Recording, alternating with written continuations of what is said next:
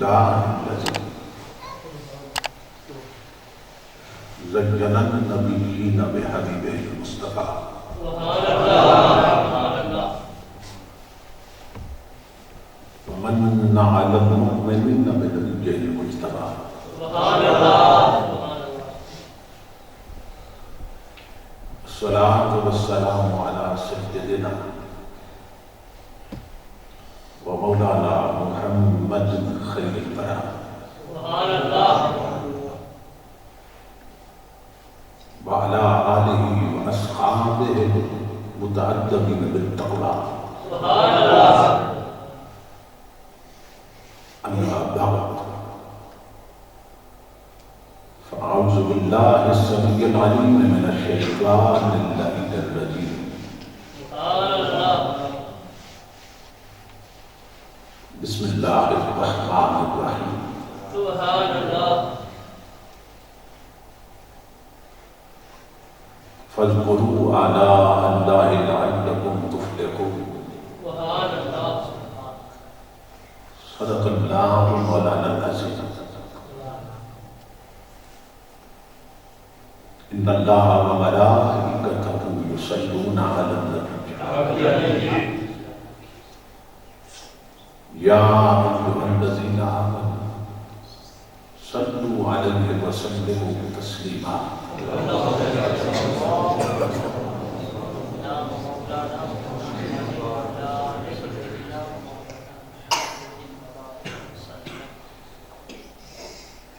لائق صد احترام خطیب اسلام برادر عزیز حضرت مولانا محمد عمران نقیبی صاحب زید توجہ، دیگر معزز مشائخ و علماء کرام اور محترم حاضرین و سامعین، اللہ رب العزت کا لاکھ لاکھ شکر ہے کہ جس نے اپنی توفیق خاص سے آپ کو اور مجھے آج کی اس عظیم الشان،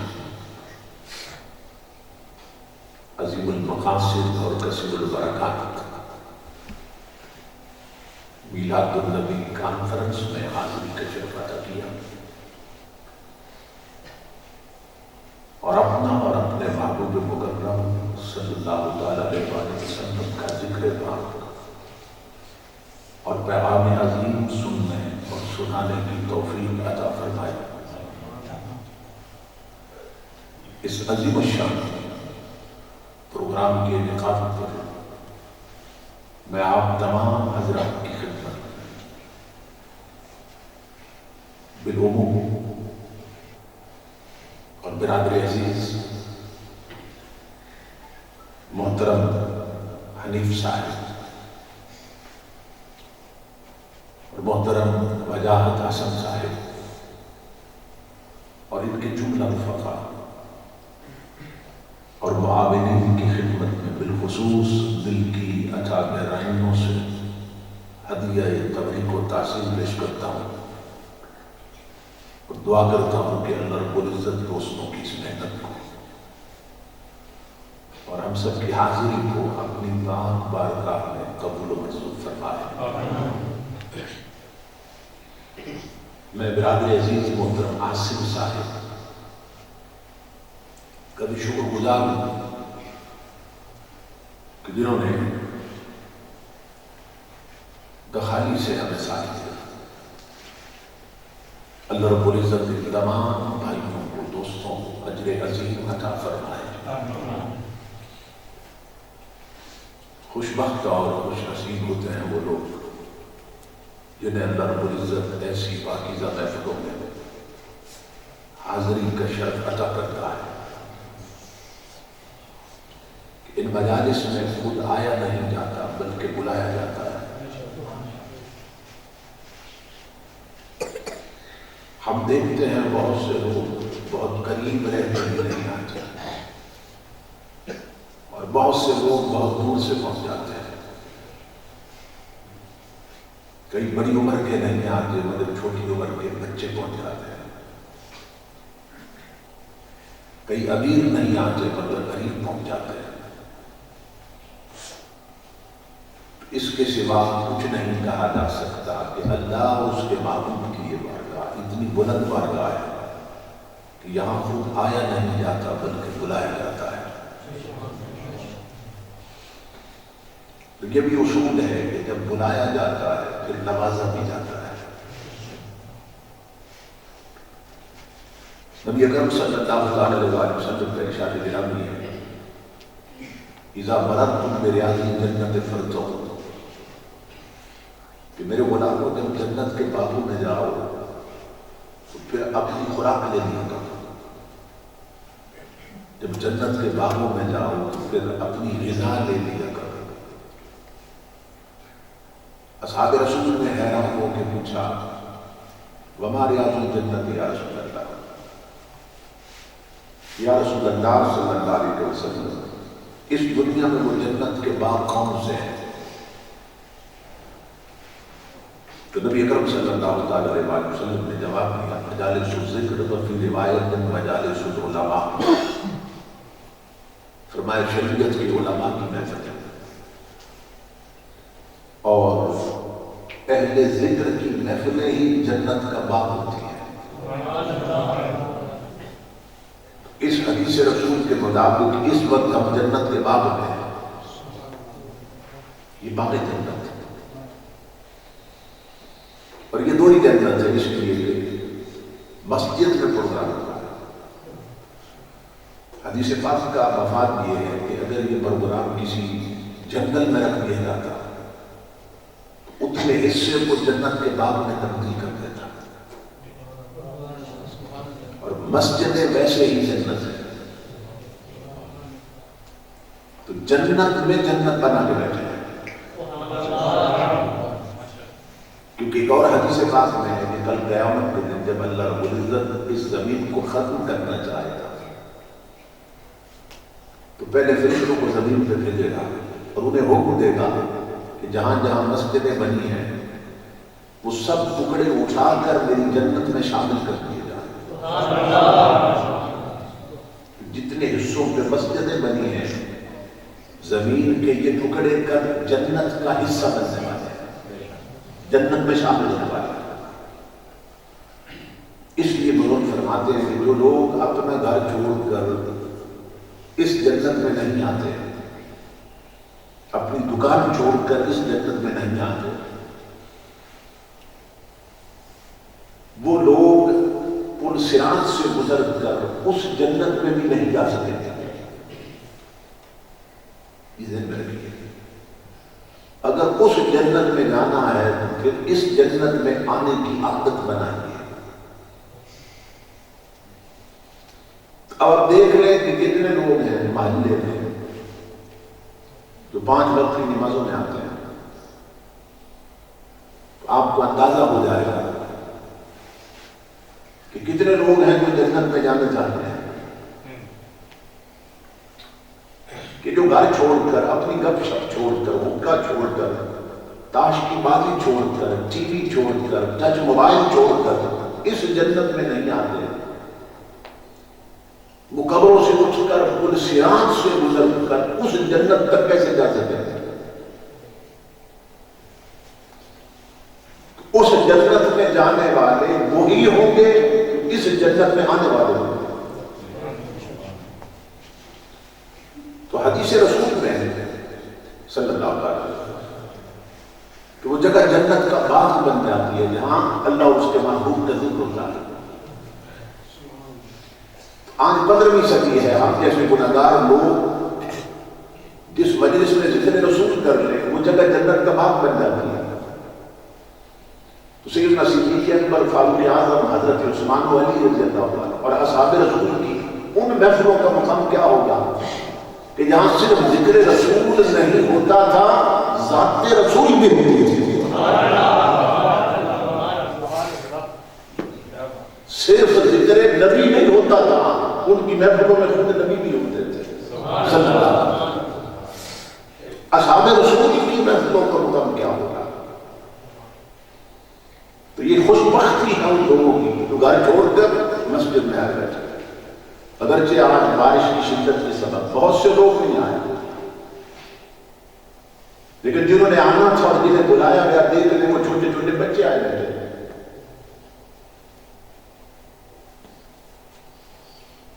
مسلمان کو ذکر نبی سننے سے بارشیں روکتے ہیں تو یہ بڑے تعجب کی بات ہے.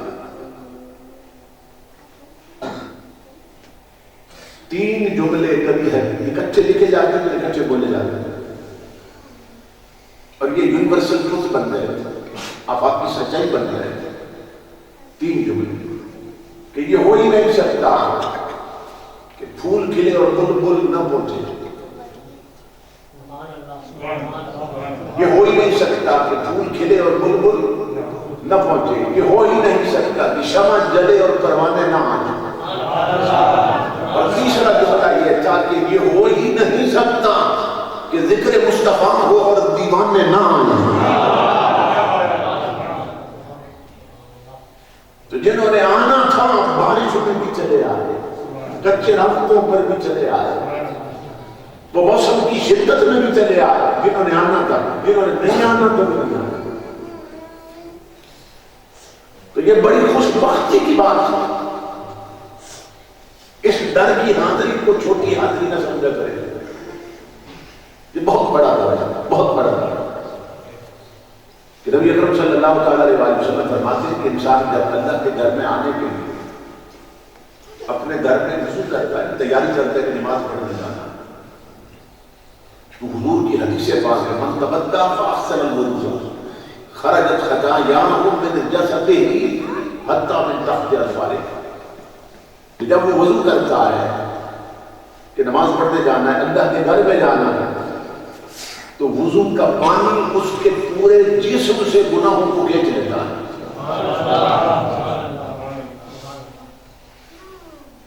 اور حدیث پاک میں احسن الوضوء اور اچھے طریقے سے وضو کرتا ہے. یہ دن میں ہمارے لوگ وضو بے دھیانی سے کرتے ہیں کہ کچھ جگہ خشک رہ جاتی ہے، کچھ جگہ پانی پہنچتا ہے. بہت سے لوگ وضو ٹھیک نہیں کرتے کیونکہ سیکھا نہیں کسی سے. اچھے طریقے سے وضو کریں. جب پہلی بار پانی ڈالے نا مالش کر لیں پانی کی تاکہ کوئی جگہ خشک نہ رہ جائے. تو شرط یہ ہے کہ اچھے طریقے سے وضو کرے، شریعت کے مطابق وضو کرے، پوری توجہ سے وضو کرے. امام الانبیاء فرماتے ہیں جب وہ وضو کرتا ہے شریعت کے مطابق اور سنت کے مطابق تو وضو کا پانی اس کے پورے جسم سے گناہوں کو کھینچ لیتا ہے. حتیٰ من تحت اظفارہ. نبی اکرم صلی اللہ تعالی علیہ وسلم فرماتے ہیں حتیٰ کہ ناخن نہیں ہے، ناخن وضو فرماتے ہیں ناخنوں کے نیچے کچھ گناہ رہ جائے وضو کا پانی اسے بھی نکال دیتا ہے. اللہ کے گھر آنے کے لیے بندے نے تیاری کی، اللہ نے اس کو اتنا پاک کر دیا. اس لیے اس گھر میں آتے جاتے رہے تاکہ جنت میں داخلہ نصیب ہو سکے. نبی اکرم صلی اللہ علیہ وسلم کے میلاد پاک کی مجلس ہے اور یہ اولیاء اللہ فرماتے ہیں. ارباب بصیرت کا یہ کہنا ہے کہ یہ بات اللہ پاک کی غیرت کے منافی ہے کہ اس کے محبوب کے ذکر کے لیے لوگ جمع ہوں اور پھر بخشے نہ جائیں. یہ وہی نہیں چلتا کہ اس کے محبوب کے ذکر کے لیے لوگ آئیں اور پھر بخشے نہ جائیں. یہ وہی نہیں چلتا. بخشش ہو جاتی ہے، بخشش ہونے میں دیر نہیں لگتی ہے، یہ ذہن میں رکھیں. لیکن دیکھنا یہ ہوتا ہے کہ یہاں سے اٹھ کے گھر جانے کے بعد کتنے لوگ ہیں جو اس بخشش کو پھر بچا کے رکھتے ہیں. کتنے لوگ آتے ہیں بخشش ہو جاتی ہے مگر بخشش بچا کے نہیں رکھتے. کہنے کو تو ہر سال 40-45 لاکھ بندہ حاجی بنتا ہے، حج کر کے آتا ہے، لیکن دیکھنا یہ ہے کہ ان 45 لاکھ میں سے کتنے لوگ ہیں جو اپنے حج کو بچا کے رکھتے ہیں. تو بخشش ہونے میں دیر نہیں لگتی، بخشش بچانے میں بڑی کوشش. کوشش کے بغیر بخشش بچ کے نہیں رہتی ہے. مثلا گھر گئے صبح فجر کی نماز چھوڑ دی تو پھر بخشش بچا کے تو نہ رکھی. کل زور کی نماز چھوڑ دی پھر بخشش بچا کے تو نہ رکھی. گھر جا کے ٹی وی پر فلم دیکھ لی, ڈرامہ دیکھ لیا, ٹچ موبائل میں گانے سن لیے, پھر بخشش بچا کے تو نہ رکھی.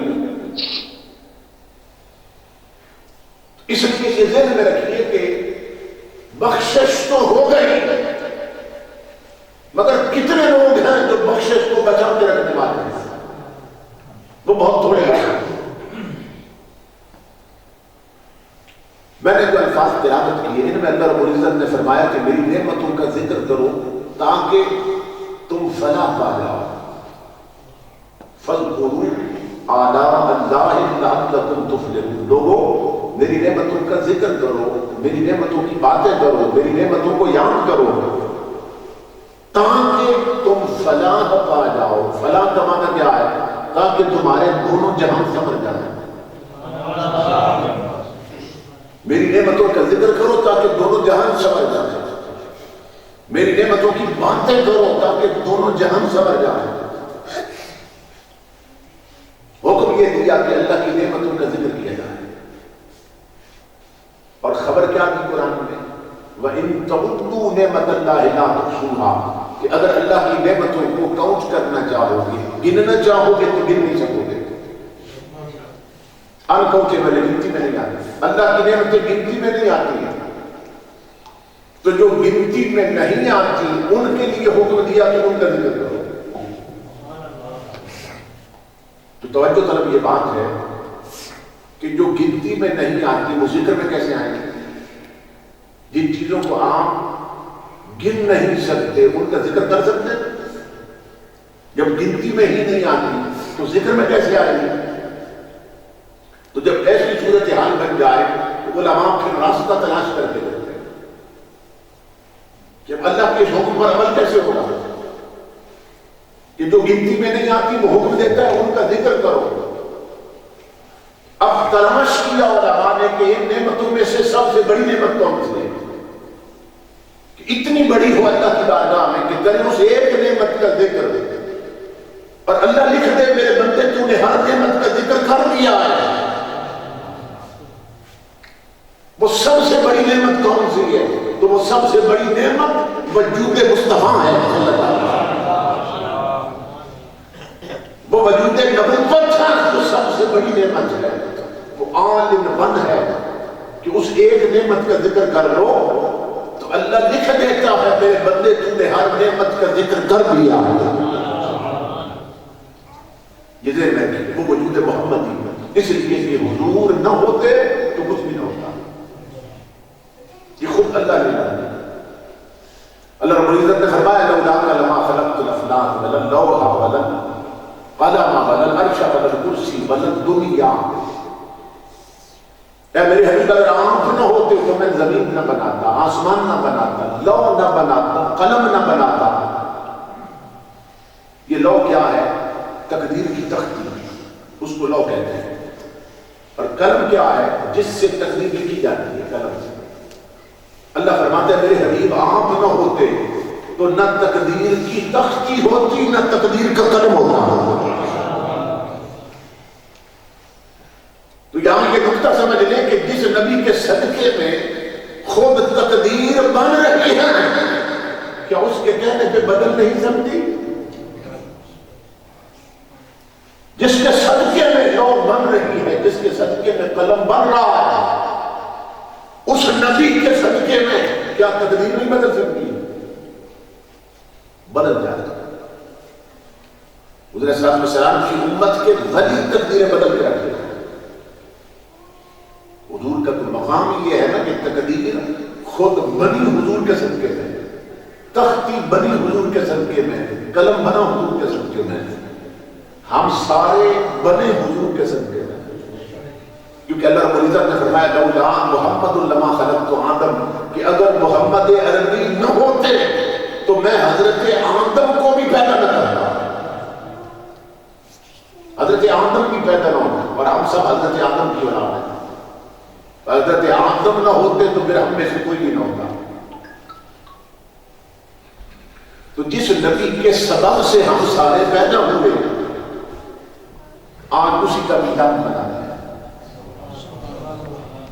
اس لیے کہ اگر حضور کی آمد کی خوشی نہ منائی جائے تو پھر کوئی خوشی حق نہیں رکھتی کہ اسے منایا جائے.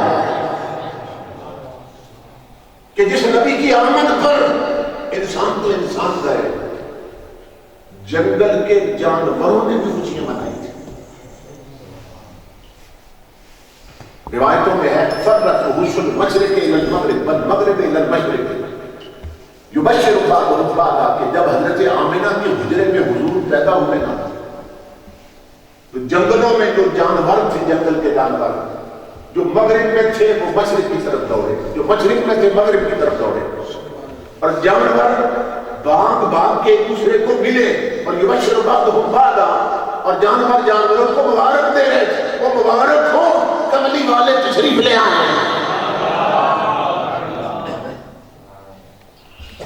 انسان تو انسان رہے، جانوروں نے بھی ایک دوسرے کو مبارک دی. مبارک ہو حضور تشریف لے آئے. اب ذرا جانوروں سے پوچھئے کہ نبی تو پہلے بھی آئے تھے مگر جانوروں نے کبھی مبارک نہیں دی ایک دوسرے کو. انبیاء اور مرسلین تو پہلے بھی آئے تھے مگر جانوروں نے ایک دوسرے کو کبھی مبارک نہیں دی ہے. یہ آج حضرت آمنہ کے حجرے میں کون آیا ہے کہ جانور بھی مبارک دے رہے ہیں، پرندے پرندوں کو مبارک دے رہے ہیں. تو پرندے اور جانور آواز دیتے ہیں سنو، وہ جو پہلے نبی آئے تھے نا وہ صرف انسانوں کے نبی تھے، لیکن جو آج آمنہ کے حجرے میں آیا تھا یہ تیرا بھی نبی ہے میرا بھی نبی ہے. تاجدار کائنات صرف انسانوں کے نبی نہیں، حضور فرشتوں کے نبی بھی ہیں، حضور جنوں کے نبی بھی ہیں، حضور نبیوں کے نبی بھی ہیں اور حضور اللہ کے نبی بھی ہیں. تاجدار کائنات فرماتے ہیں ارسلت الی الخلق کافہ، کہ میرے رب نے مجھے کائنات کے ذرے ذرے کی طرف، قطرے قطرے کی طرف، پتے پتے کی طرف، ہر شے کی طرف میرے رب نے مجھے نبی بنا کے بھیجا. حضور ہر شہر کے لیے نبی بن کے تشریف لائے. یہی سبب ہے کہ جب حضرت حلیمہ سعدیہ رضی اللہ تعالیٰ، تائی حلیمہ جنہیں کہتے ہیں رضی اللہ تعالیٰ، انہوں نے حضور کو لیا حضرت آمنہ کے گھر سے. تو خامد صاحب تھا، پروگرام یہ بنایا کہ اب گھر جانے سے پہلے کعبہ شریف کا طواف کر دیں پھر گھر چلتے ہیں. تمہارے میرے نبی کو حضرت حلیمہ نے ہاتھوں پہ اٹھایا اور سینے سے لگا کر حضرت آمنہ کے گھر سے نکلی اور اللہ کے گھر میں آ گئی کعبہ شریف کہ طواف کرتے ہیں اور پھر گھر جاتے ہیں. تو میں تو کہتا ہوں وہ خود آئے نہیں لائے گئے تھے کعبہ شریف، جو رب کا حبیب اٹھا رکھا ہے. اب کعبہ شریف کا طواف کہاں سے شروع کیا جاتا ہے؟ حجر اسود کو چوم کر، جو کالا پتھر ہے نا اس کو حجر اسود کہتے ہیں، وہ جنتی پتھر ہے، جنت سے آیا تھا. تو اس کو چوم کر پھر طواف شروع کیا جاتا ہے.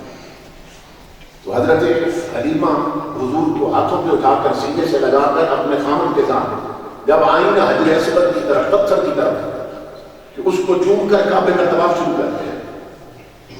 تو ادھر کیا ہوا؟ فلما جاءت به الى الحجر الاسود خرج من مكانه فكبر له. علماء نے لکھا ہے کہ جب حضرت حلیمہ گئی نا پتھر کی طرف تو آمد مصطفیٰ کی خوشی میں پتھر کعبہ چھوڑ کر محمد عربی کو چومنے لگ گیا.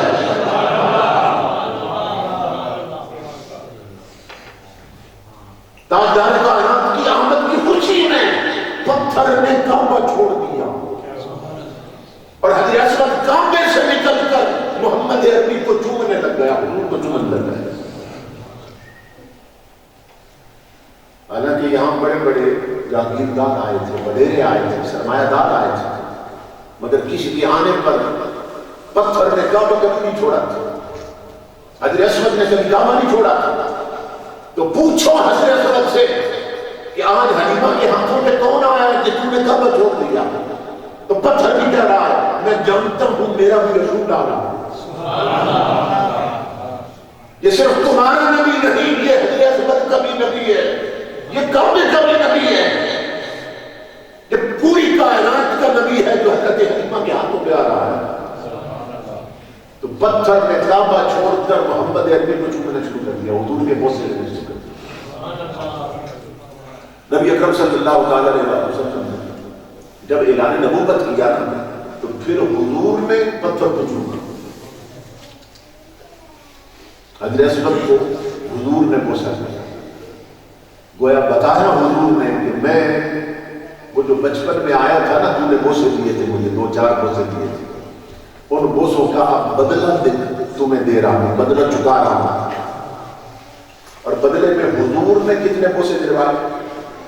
فرمایا اب میں چومتا ہوں تو میرا ابو بکر بھی تمہیں چومے گا، میرا عمر بھی چومے گا، عثمان بھی چومے گا، میرا علی بھی چومے گا، میری فاطمہ بھی چومے گی، میری عائشہ بھی چومے گی، میری حفصہ بھی چومے گی، میری بیٹی زینب بھی چومے گی، میری بیٹی ام کلثوم بھی چومے گی، میری بیٹی رقیہ بھی چومے گی، اور میری بیٹی سیدہ فاطمہ بھی چومے گی۔ میری امت کا ہر ولی چومے گا تمہیں، میری امت کا ہر نبی چومے گا، میری امت کا ہر ولی چومے گا، میرا ہر امتی چومے گا تمہیں۔ تو بدلے میں حضور نے کتنے بوسے دلوائے؟ کوئی گن سکتا؟ 50 لاکھ حاجی حج کرنے جاتے ہیں اور پورا سال پورا ہوتا رہتا ہے، ہر کوئی پتھر کو چومنے کی کوشش کرتا ہے، تو بدلے میں حضور نے کتنے بوسے دلوائے؟ تو امام الانبیاء بتا رہے ہیں کہ جب میں پتھر کا بدلہ یوں دیتا ہوں تو امتی کا بدلہ کیسے دوں گا؟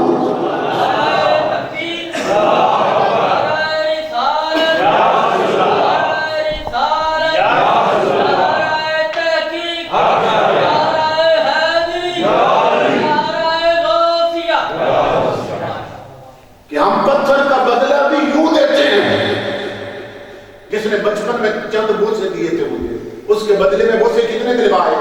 تو فرمایا جو بندہ بچپن سے بڑھاپے تک مجھ پر درود پڑھتا رہا، مدینے سے کتنے جواب آتے ہوں گے۔ اس لیے چلتے پھرتے بھی میرے آقا کے غلاموں اپنے نبی پر درود پڑھتے رہا۔ نماز کے لیے وضو شرط ہے، درود کے لیے وضو کی بھی شرط نہیں ہے۔ چلتے پھرتے گلیوں میں بیٹھے ہوئے اپنی بیٹھکوں میں حضور پر درود پڑھتے رہا۔ یہ حضور کا حق ہے کہ ہر امتی حضور پر درود بھیجے، اور پڑھتے ہم درود حضور پر ہے اور سمجھ جاتے ہیں، ہمارا مقدر سمجھ جاتا ہے۔ ایک کتاب ہے دلائل الخیرات سے، یہ پوری کتاب جو ہے یہ شروع بھی درود سے ہوتی ہے اور ختم بھی درود پہ ہو جاتی ہے، اتنی موٹی کتاب ہے۔ اور چشتیہ سلسلے کے جتنے اولیاء کرام آج بھی ہیں گزر چکے ہیں، اور دیگر سلاسل کے اولیاء وہ صبح سویرے قرآن پاک کی تلاوت کے بعد وظیفے کے طور پہ یہ درود کی کتاب پڑھتے ہیں۔ یہ ایسی کتاب ہے کہ ہر گھر میں ہونی چاہیے، ہر گھر میں ہونی چاہیے۔ بھائیوں کو چاہیے کہ بہنوں کو تحفے میں یہ کتاب دیں، خامدوں کو چاہیے بیویوں کو تحفے میں یہ کتاب دیں۔ جب ماں باپ بچیوں کو رخصت کریں تو جہیز میں یہ کتاب بھی دیں، یہ درود والی کتاب ہے۔ یہ شروع بھی درود سے ہوتی ہے اور ختم بھی درود پر ہو جاتی ہے۔ اس کے جو لکھنے والے ہیں وہ حضرت شیخ محمد بن سلیمان الجزولی رحمۃ اللہ تعالی، ایک بہت بڑے اللہ کے ولی گزرے اور بہت بڑے عالم گزرے۔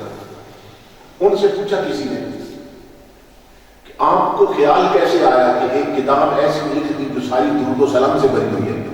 اب غور سے سننا، میں اس لیے کر رہا ہوں درود پڑھتے رہا کریں۔ آپ کو کیسے خیال آیا؟ تو وہ فرمانے لگے کہ میرے ساتھ ایک واقعہ پیش آیا تھا، میں نے وہیں کھڑے کھڑے قسم کھائی تھی کہ ایسی کتاب لکھوں گا جو ساری درود و سلام سے بھری ہوئی ہوگی، کیونکہ درود کی عظمت میں نے دیکھ لی تھی آنکھوں سے۔ آپ فرماتے ہیں کہ میں نے وضو کرنا تھا اور میں پانی کی تلاش میں تھا، کافی پھرتا رہا پانی تلاش کرنے، بالآخر مجھے ایک کنواں نظر آیا، کنواں پانی کا کنواں. تو میں اس کنویں پہ پہنچا کہ وضو کرتا ہوں اور نماز پڑھتا ہوں، ظہر یا عصر کی نماز پڑھنے. تو وہ فرماتے ہیں کہ میں جب کنویں پہ پہنچا نا تو کنویں پر ڈول بھی نہیں تھی، رسی بھی نہیں تھی. آپ جانتے ہیں کہ دیہاتوں میں جہاں کنویں ہیں وہاں ڈول ہوتا ہے، ڈول کے ساتھ رسی بندھی ہوئی ہوتی ہے، اس کو پھینکتے ہیں ڈول کو کنویں میں، پھر رسی کو کھینچتے ہیں تو پانی بھرا نکل آتا ہے. وہ کہتے ہیں وہاں ڈول بھی نہیں تھی، رسی بھی نہیں تھی اور کنواں بہت گہرا تھا. تو میں کھڑا ہوا ادھر ادھر دیکھ رہا تھا کہ اب کیا کروں، پانی کیسے نکالوں. تو فرماتے ہیں کہ یہ کنواں تھا، کنویں کے ساتھ جڑواں کسی غریب کا کچا سا گھر تھا، کسی غریب کا کچا سا گھر تھا کنویں کے ساتھ. اور اس گھر کی چھت پر 6 سال 8 سال کی بچی کھیل رہی تھی، ایک چھوٹی سی بچی کھیل رہی تھی. اس بچی نے میری طرف دیکھا اور مجھے پوچھنے لگی من انت، کون ہے آپ؟ میں نے کہا انا محمد بن سلیمان الجزوری، محمد بن سلیمان ہوں میں. ان کے نام کا ڈنکا پورے مصر میں بجتا تھا، بہت بڑے اللہ کے ولی اور عالم تھے. تو بچی پوچھنے لگی کہ چچا جان آپ کیوں پریشان کر رہے ہیں؟ تو میں نے بتایا کہ میری بیٹی، میں آیا تھا وضو کرنے کے لیے کنویں پر، لیکن یہاں ڈول بھی نہیں ہے، رسی بھی نہیں ہے، اب پریشان ہو کے پانی کیسے نکالیں؟ کہتے ہیں میری بات سن کر بچی ہنس پڑی اور ہنس کر کہنے لگی انت الذی یصنع علیک الخیل وانت تتہیر بما تخرج به الماء من البئر. چچا بڑے عجیب تعجب کی بات، بڑی عجیب بات، تیری ولایت کے دنکے بستیوں میں بج رہے ہیں اور کنویں سے پانی بھی نہیں نکلتا. چھوٹی سی بچی کہنے لگی تیرے ولی ہونے کے دنکے بستیوں میں ہیں اور کنویں سے پانی بھی نہیں نکلتا. فرماتے ہیں میں حیران ہوا کہ چھوٹی سی بچی کیا بات کر، شاید اس نے میری بات نہیں سمجھی. میں نے اپنی بات دہرائی، میں نے کہا میرے بیٹا یہاں ڈول بھی نہیں ہے، رسی بھی نہیں ہے، تو پانی بہت گہرا ہے، تو پانی کیسے نکالوں ڈول اور رسی کے بغیر؟ فرماتے ہیں وہ بچی نیچے نہیں اتری چھت سے، یہ کنواں صاف تھا نا گھر میں، تو چھت سے اوپر جھک گئی کنویں کی طرف اور مجھے کہنے لگی چچا میں جب بتاتی ہوں پانی کیسے نکالتے ہیں. کہتے ہیں اس بچی نے کنویں میں تھوک دیا، اپنی تھوک پھینک دی بچی نے. کہتے ہیں میں اندازہ نہیں کر سکتا لوگوں اللہ کی عزت کی قسم کہ اس کی تھوک نیچے پہلے پہنچی یا پانی اچھل کے پہلے باہر نکلا. کنواں فوارہ بن گیا اور اس کے کناروں سے پانی باہر نکلنے لگا. بچی ہنس کر کہنے لگی چچا پانی ایسے نکالتے اب کر لیں. کہتے ہیں مجھے تو وضو بھول گیا، میں نے یوں ہاتھ باندھے بچے، میں نے کہا میری بیٹی اب میں وضو بعد میں کروں گا، پہلے یہ بتا بیمان اتحاد المنزلہ کہ ایک چھوٹی سی عمر میں اتنے اونچے رتبے کیسے پا لیے تو نے کہ تیرے دھوپ کے چند قطرے کنویں میں انقلاب لے آتے ہیں اور کنواں فوارہ بن جاتا ہے. ایک چھوٹی عمر میں اتنے اونچے رتبے کیسے پا لیے؟ کہتے ہیں یہ بات سن کر وہ پھر ہنس پڑی، کہنے لگی چچا اتنے بڑے ولی ہو کر یہ بھی نہیں جانتے، اتنے بڑے عالم ہو کر یہ بھی نہیں جانتے کہ یہ رتبے کیسے ملتے ہیں. میں نے کہا میری بیٹی میں تیرے منہ سے سننا چاہتا ہوں، تو بتا اس چھوٹی عمر میں یہ رتبہ کیسے پایا؟ تو ہنس کر کہنے لگی چچا مجھ سے پوچھتے ہو تو پھر سنو بکثرت الصلاۃ علی النبی صلی اللہ علیہ وسلم. چچا میری چھوٹی عمر میں اس چھوٹی عمر میں بھی میں ہر وقت اپنے نبی پہ درود و سلام پڑھتی رہتی ہوں.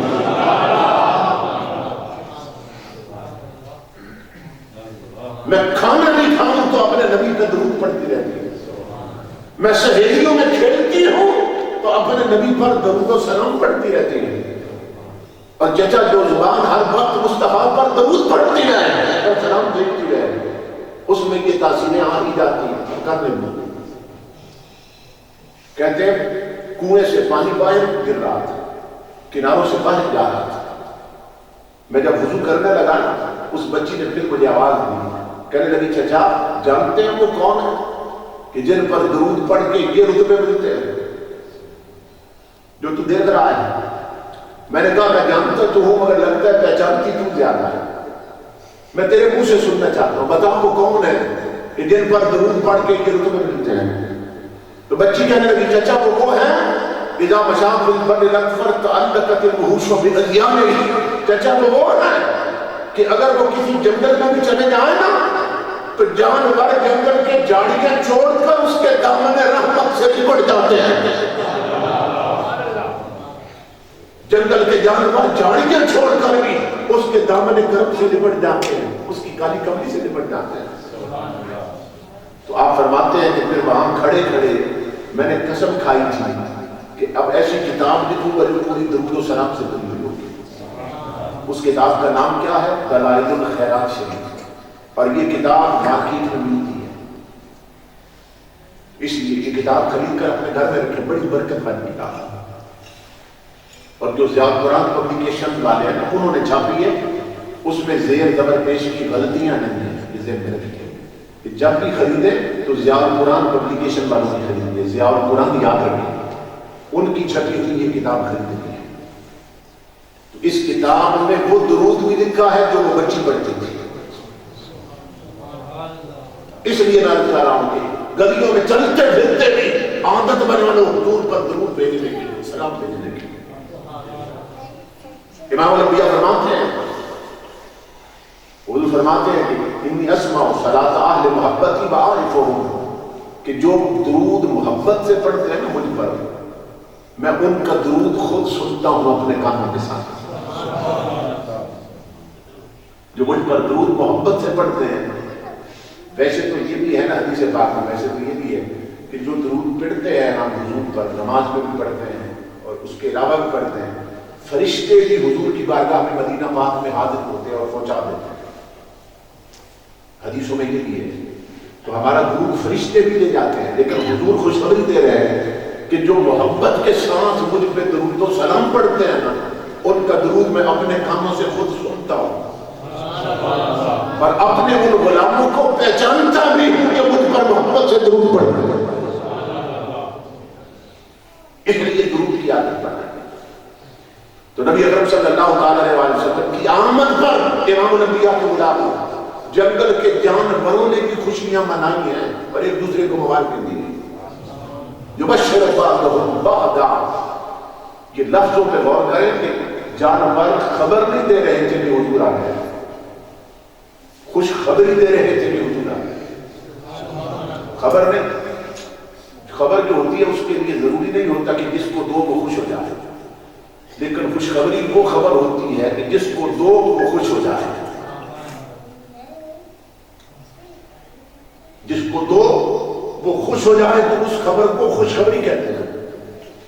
تو جنگل کے پرندے اور درندے ایک دوسرے کو مبارک دے رہے تھے اور جانور مبارک دے رہے تھے کہ مبارک ہو جنگل کے درندوں اور جانوروں. کیوں؟ کہ تمہاری سننے والا بھی تشریف لے آیا ہے. یعنی امام الانبیاء صرف ہماری نہیں سنتے، حضور جانوروں کی بھی سنتے ہیں، حضور پرندوں کی بھی سنتے ہیں. مشکات شریف کی حدیث ہے، نبی اکرم صلی اللہ تعالی علیہ وسلم جنگل میں جا رہے تھے، مدینہ پاک سے باہر نکلے، بننے پہ جا رہے تھے، وہ اور صحابہ کے ساتھ تھے. تو وہاں ایک کنواں تھا، کنویں پر ایک اونٹ جتا ہوا تھا، اونٹ پانی نکال رہا تھا. اس اونٹ کے دل میں کچھ روگ تھے جو کسی غم گسار کو بتانا چاہتا تھا. اس کے دل میں کچھ غم تھے جو کسی غم گسار کو بتانا چاہتا تھا، جو اونٹ تھا. جب اس نے دیکھا نا بننے پر میرا رسول جا رہا ہے، تو اونٹ نے حضور کو آواز دی. یہ مشکات شریف کی حدیث ہے. اونٹ نے حضور کو آواز دی. یہ ناممکن تھا کسی دکھی کی پکار سن کر حضور گزر جائے اور اس کی بات نہ سنیں، یہ ہو نہیں سکتا تھا. اپنے کام کو جا رہے تھے مگر نبی اکرم صلی اللہ تعالی علیہ وسلم اس اونٹ کے پاس چلے. اونٹ اپنی زبان میں بڑبڑایا، اپنی زبان میں، جیسے اونٹ بڑبڑاتے ہیں. جب بڑبڑایا نا، امام الانبیاء نے فرمایا اس اونٹ کے مالک کو بلانا. تو جب مالک کو بلایا صحابہ کرام نے، تو تاجدار کائنات نے اس مالک کو فرمایا انہ شکا الیک کثرۃ الاعمال وقلۃ العدد، فرمایا کہ تیرا اونٹ میری بارگاہ میں تیری شکایت کر رہا ہے کہ یا رسول اللہ میرا جو مالک ہے مجھ سے کام زیادہ لیتا اور خوراک مجھے تھوڑی دیتا. یہ اونٹ فریاد کر رہا ہے میری بارگاہ کہ میرے آقا میری عمر بڑھتی جا رہی ہے, میری کمزوری بڑھتی جا رہی ہے اور یہ خوراک کم دیتا ہے اور کام زیادہ لیتا ہے, بوجھ زیادہ لاتا ہے میری پشت پر. میرے آقا دکھی کی پکار سن لیں اور مجھ پر رحم فرما دیں. امام الانبیاء نے اونٹ کے مالک کو فرمایا, اقسم الیہ, میں حکم دیتا ہوں آج کے بعد اونٹ کبھی شکایت نہ کرے, اس کو کبھی شکایت کا موقع نہ ملے. عرض کی یا رسول اللہ آئندہ شکایت کا موقع نہیں ملے. اب جو نکتہ میں عرض کرنا چاہتا ہوں امام الانبیاء کے غلاموں, اس بندے پر صرف حضور نہیں جا رہے تھے جب اونٹ نے بلایا تھا حضور, اس بندے پر اور صحابہ کرام بھی حضور کے ساتھ جا رہے تھے. آج بعض لوگ کہتے ہیں حضور کے دو کان ہمارے دو کان ہمارے جیسے تھے, حضور کے دو ہاتھ ہمارے دو ہاتھ ہمارے جیسے تھے, حضور کے دو پاؤں مبارک ہمارے دو پاؤں وہ ہمارے جیسے تھے. تو سوال یہ ہے کہ اس بندے پر دو کانوں والے تو اور بھی جا رہے تھے, دو آنکھوں والے اور بھی جا رہے تھے, مگر اونٹ نے محمد عربی کو کیوں سزا دی ہے؟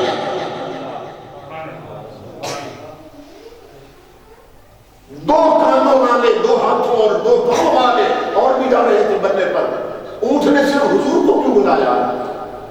اس لیے کہ مدینے کا اونٹ جانتا ہے وہ کانوں والے اور ہیں, یہ کملی والا اور ہے. یہ فرق مدینے کے جانے والے بھی جانتے ہیں, وہ کملی والا اور ہے, یہ کانوں والے اور ہے.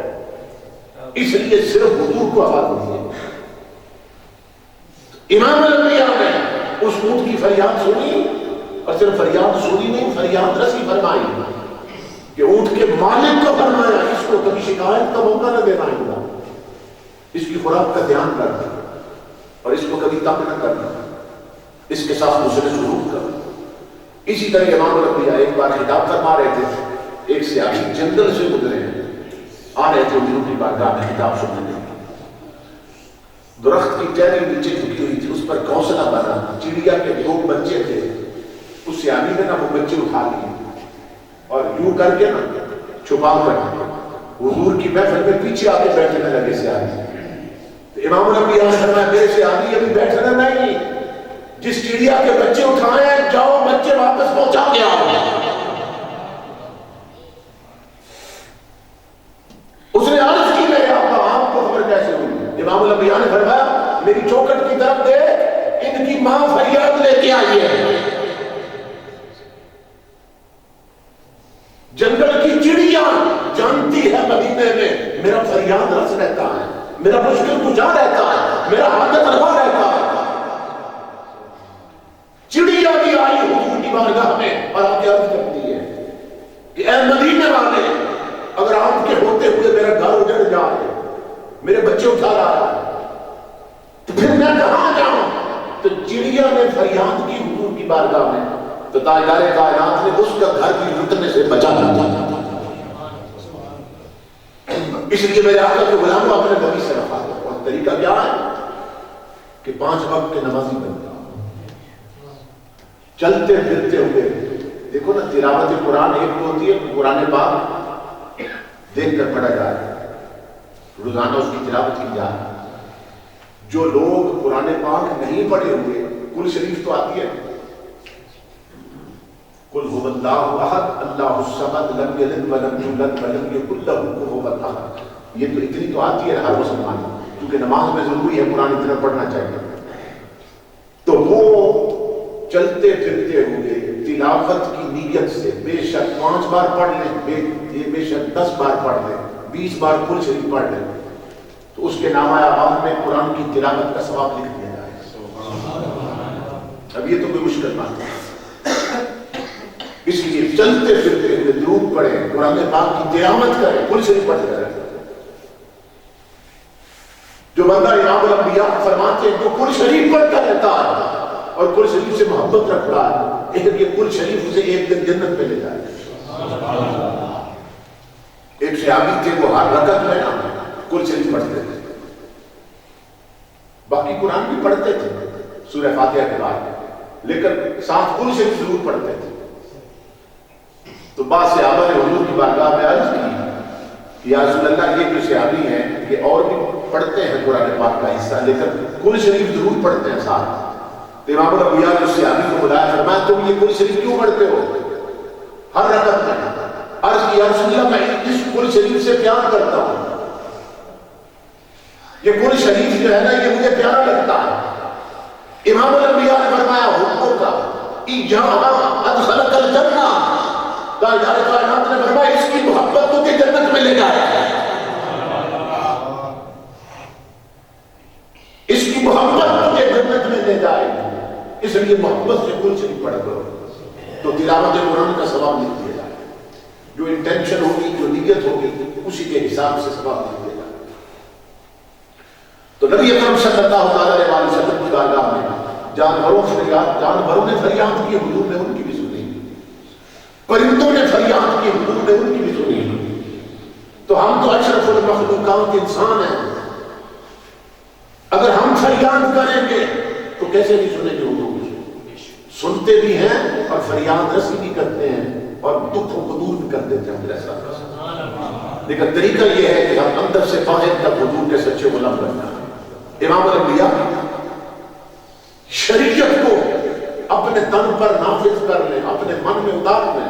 حضور علیہ السلام کی محبت، چہروں پہ داڑھیاں سجا دیں، 5 وقت کے نمازی بن جائیں، پیشانیوں میں سجدوں کا نور بن جائیں، چلتے پھرتے درود پڑھے یا قرآن شریف پڑھے تلاوت کی نیت سے۔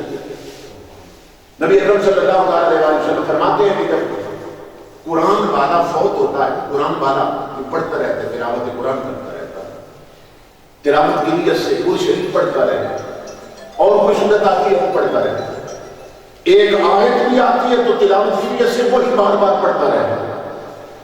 تو امام الانبیاء فرماتے ہیں جب وہ فوت ہو جاتا ہے، رضا ماتا حامل القرآن، اس کو غسل دے کر کفن پہنا کے جنازہ پڑھا کر جب اس کو لے جاتے ہیں نا قبر میں اتارنے کے لیے، اس کی میت کو قبر میں رکھتے ہیں۔ ابھی میت قبر میں نہیں رکھی جاتی، اللہ رب العزت قبر کی مٹی کو آواز دیتا ہے، قبر کی مٹی کو آواز دیتا ہے، کیا لا تاکل لحمہ، اے قبر کی مٹی خبردار، جو تیرے اندر آ رہا ہے اس کا جسم نہیں کھانا ہے، خبردار قبر کی مٹی۔ آپ جانتے ہیں مٹی لوہے کو بھی کھا جاتی ہے، مٹی تو مٹی ہے، لیکن اللہ رب العزت حکم دے رہا ہے اے قبر کی مٹی جو تیرے اندر آ رہا ہے خبردار اس کا جسم نہیں کھانا ہے۔ ڈاکٹر مر جائیں قبر کی مٹی کو آواز نہیں آتی، انجینئر مر جائیں قبر کی مٹی کو آواز نہیں آتی، کلاس خانہ افیسر مر جائیں قبر کی مٹی کو آواز نہیں آتی، وزیر مر جائے، وزیر اعظم مر جائے، بادشاہ مر جائے، قبر کی مٹی کو اللہ آواز نہیں دیتا، لیکن قرآن والا مر جائے تو قبر کی مٹی کو آواز دیتا۔ خبردار اس کا جسم نہیں کھانا۔ قبر کی مٹی اللہ کو کیا جواب ہے؟ اللہ تو یہ حکم دیتا ہے اس کا جسم نہیں کھانا، تو قبر کی مٹی یہ نہیں کہتی کہ مولا اب تیرا حکم آ گیا، اب مجھے خبر ہو گئی کہ تیرا کوئی پیارا میرے اندر آ گیا تو میں نہیں کھاؤں گی اس وجہ سے۔ قبر کی مٹی یہ نہیں کہتی میں اس کا جسم نہیں کھاؤں گی، تیرے حکم کے بعد مجھے معلوم ہو گیا کہ تیرا کوئی پیارا آ رہا ہے۔ قبر کی مٹی یہ نہیں کہتی، حدیث کے لفظ ہے قبر کی مٹی کیا کہتی ہے؟ اللہ کہتی ہے کیف آکل لحمہ وکلامک فی جوفہ، مولا میں اس کا جسم کھا کیسے سکتی ہوں جس کے سینے میں تیرا قرآن رہتا تھا، جس کی زبان پر تیرا قرآن رہتا تھا، میں اس کا جسم کیسے کھا سکتی ہوں؟ اس لیے اللہ محمد عربی کے غلام ہو، اپنے آپ کو ایسے طریقوں میں ڈھال لو کہ قبر کی مٹی بھی تمہارے جسم کو نہ کھا سکے۔ اور یہ حدیث رسول ہے کہ جو بندہ مسجد میں تنخواہ کے لالچ کے بغیر، یوں تو مسجدوں میں ہم نے مؤذن مقرر کر رکھے ہیں آذان دینے کے لیے، باقاعدہ انہیں تنخواہ دی جاتی ہے، ڈیوٹی لگا دیتے ایک بندے کی، تم نے 5 وقت کی آزان دے دی مسجد میں، تو تنخواہ کے لالچ کے بغیر، حدیث بات ہے، جو تنخواہ کے لالچ کے بغیر 5 وقت مسجد میں آزان دیتا ہے، مر جائے تو قبر میں قیامت تک اس کا جسم سلامت رہتا ہے۔ قبر کی مٹی اس کے جسم کو نہیں کھاتی، جو 5 وقت مسجد میں آزان دیتا ہے۔ مسجد میں آزان دے، اس لیے اب یہ مشکل کام تو ہے نہیں، تو اس لیے کوشش کیا کرے کہ مسجد میں آ کے آزان دیا کرے، قبروں میں جسم سلامت رہتا ہے۔ اب کئی ایسے لوگ بھی ہیں کہ انہیں آزان بھی نہیں آتی، حالانکہ 5 وقت مسجدوں میں لاؤڈ اسپیکروں پہ آواز آتی ہے آزان کی، تو سن کے ایک بندے کو یاد کر لینی چاہیے، لیکن کئی ایسے ہیں کہ انہیں آزان بھی نہیں آتی ہے۔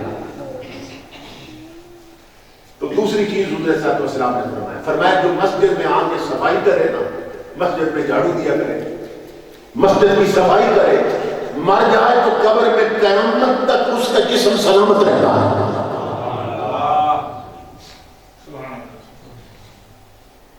اس لیے یہ کر سکتے ہیں، سارے لوگ کر سکتے ہیں، مسجد میں آ کے جھاڑو دے دیا کریں، مسجد کے قالین صاف کر دیا کریں، مسجد کے فرش کو دھو دیا کریں، صاف کر دیا کریں۔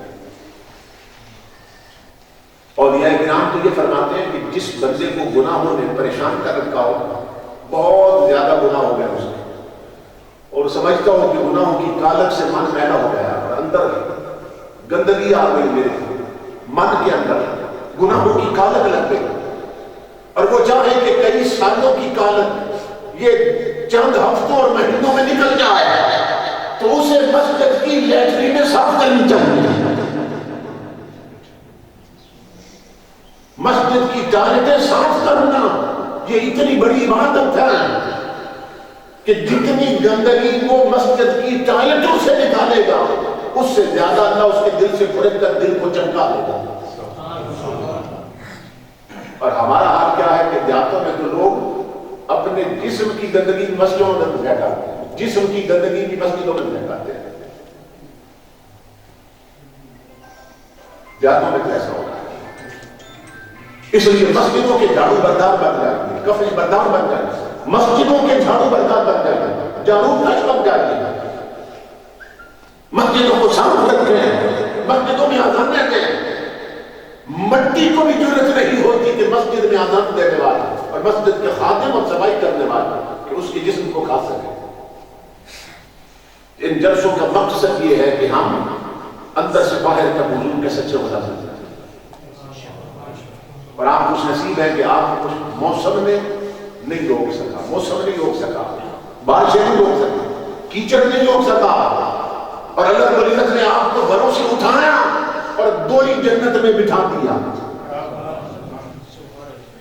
میں اپنے بھائی حنیف صاحب کو مبارکباد دیتا ہوں جنہوں نے فون کر کے مجھ سے ٹائم دیا۔ اب نوجوان ہیں، فکر تھی کہ ہمارے گاؤں میں تاجدار کائنات کا ذکر ہو، حضور کا پیغام پہنچے۔ اگر اس جلسے کے صدقے میں ایک بندہ بھی سمجھ جائے تو تاجدار کائنات کے غلاموں جلسہ ٹھکانے لگا۔ کوئی ایک بندہ تو سمجھ گیا نا، وہ تو جنت کے راستے پہ چل پڑے۔ تو یہ مسجدیں صرف مسجدیں نہیں ہیں، بزرگ فرماتے ہیں دنیا میں جتنی مسجدیں ہیں یہ سب مسجد حرام کی شاخیں ہیں۔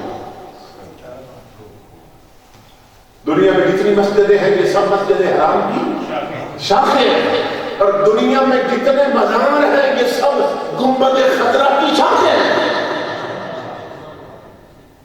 جتنے ولیوں کے مزار ہیں گنبد خضرا کی شاخیں ہیں، جتنی مسجدیں یہ سب مسجد حرام کی شاخیں ہیں۔ تو جس بندے کا تعلق مسجد سے بن جائے، حدیث پاک میں ہے کہ اگر آسمانوں سے آگ اترے گا تو زمین پر ہر شے جل جائے گی، مگر وہ بندے بچ جائیں گے جو مسجدوں میں بیٹھے ہوں گے۔ یہ حدیث ہے کہ آسمان کی آگ اتر آئے تو مسجدوں میں بیٹھے لوگوں کو وہ آگ بھی نہیں چلا سکتی جو اللہ کے گھر میں بیٹھے۔ اس گھر پہ آنے کی عادت بنائیے، اللہ کے گھر میں آنے کی عادت بنائیے.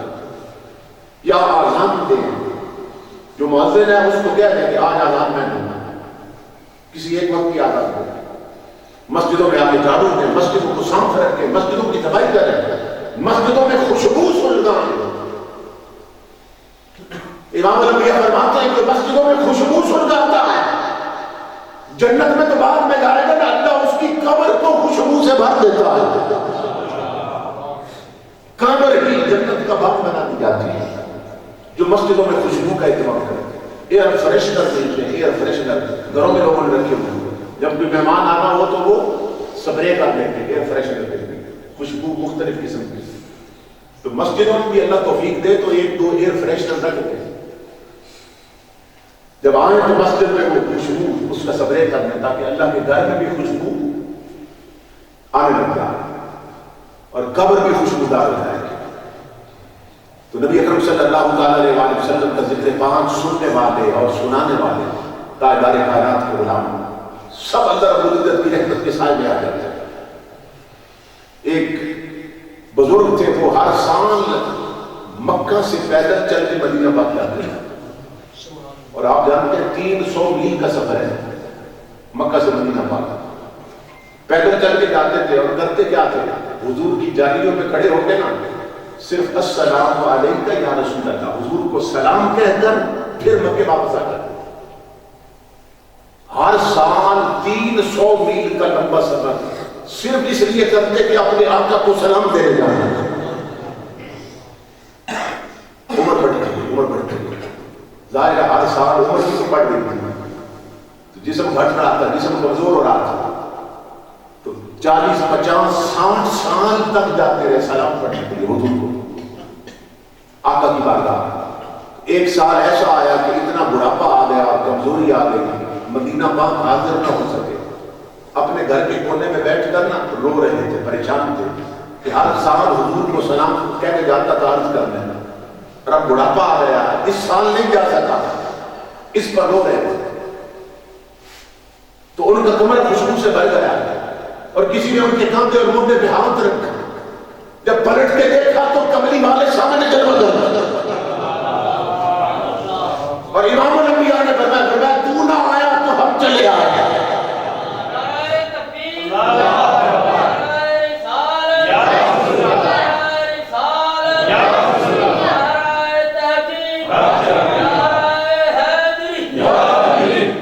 فرمایا ہر سال تو آتا رہا، اس سال تو نہ آ سکا تو ہم چلے آئے.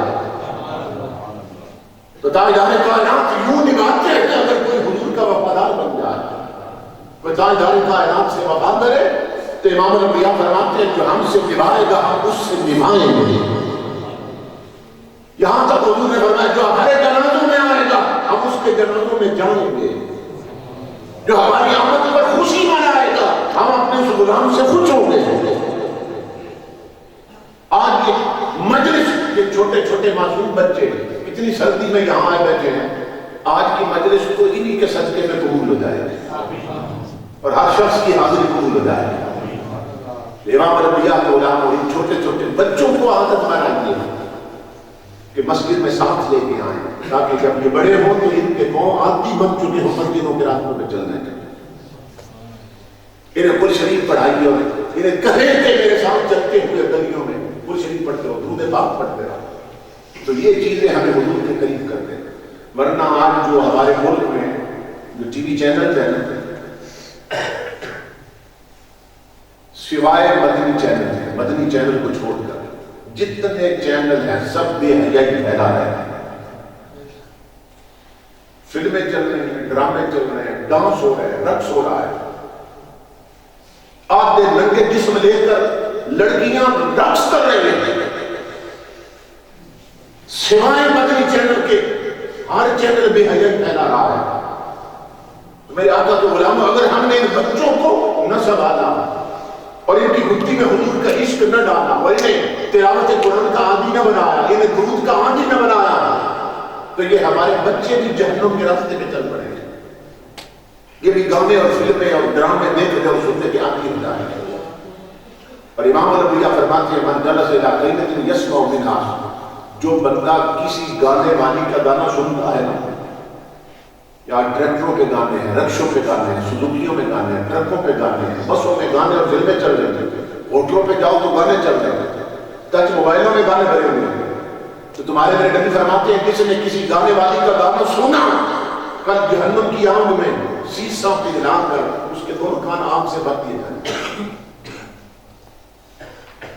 اب ہماری قوم کی اکثریت گانے سن رہی ہے، فلمیں دیکھ رہی ہو، ڈرامے دیکھ رہی ہو، اپنے آپ کو کتنے بڑے عذاب کے لیے تیار کرتا ہے۔ تو میں آپ بھائیوں کو مبارکباد دیتا ہوں، اپنے محترم بھائی حنیف صاحب کو، وجاہت صاحب کو، تمام دوستوں کو مبارکباد دیتا ہوں، بچوں سمیت سب کو مبارکباد دیتا ہوں کہ آج آپ نے اپنی اس مسجد میں اپنے آقا کا ذکر کر کے تاجدار کائنات کے فیوزات حاصل کی۔ اللہ سب کو حضور کی سچی غلامی عطا فرمائے، اور جن دوستوں نے پروگرام میں کسی قسم کا حصہ لیا، تعاون کیا، خود شریک ہوئے، اللہ سب کا آنا قبول فرمائے، سب کی خدمات کو قبول فرمائے، اور ہم سب کو حضور کا سچا غلام بنائے، اور سب کی عاقبت سنوارے۔ وما علینا الا البلاغ۔